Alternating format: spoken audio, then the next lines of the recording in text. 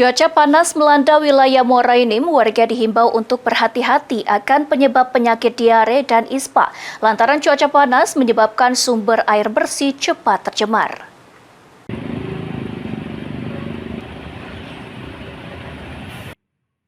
Saat ini kawasan Muara Enim sedang mengalami cuaca panas.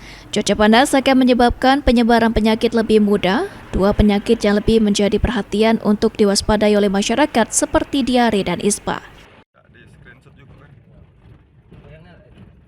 Cuaca panas yang berlebih akan mudah membawa debu ke bahan makanan dan air bersih yang dikonsumsi setiap harinya. Sumber air bersih seperti sumur dan sungai juga mulai mengering. Dengan berkurangnya sumber air akan mengendapkan bibit penyakit dan debu yang mengganggu saluran pernafasan. Kepala Dinas Kesehatan Muara Enim, Eni Zatila menjelaskan, penyebaran penyakit diare dan ispa akan mudah dialami oleh masyarakat lantaran disebabkan lingkungan yang panas, mudah membawa debu dan sumber air bersih yang tercemar. Untuk mengkonsumsi air harus dimasak terlebih dahulu agar mencegah bibit penyakit berkembang dan bahan makanan lain yang mudah dihinggapi penyakit harus dicuci bersih. Masyarakat dianjurkan untuk menjaga kesehatan dengan rutin, berolahraga dan menjalankan pola makan sehat dan hidup bersih.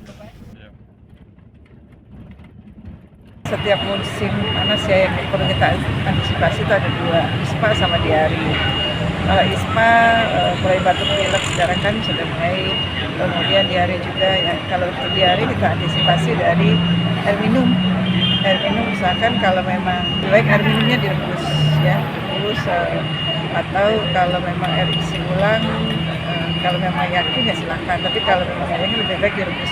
Makanan sehat bergizi, sayur, buah itu mesti banyak, air putihnya juga banyak, kemudian aktivitas fisik berjalankan. Bagi masyarakat yang masih menggunakan sumber air dari sungai dan sumur harus mengelola air yang digunakan agar tidak mengendap bibit penyakit.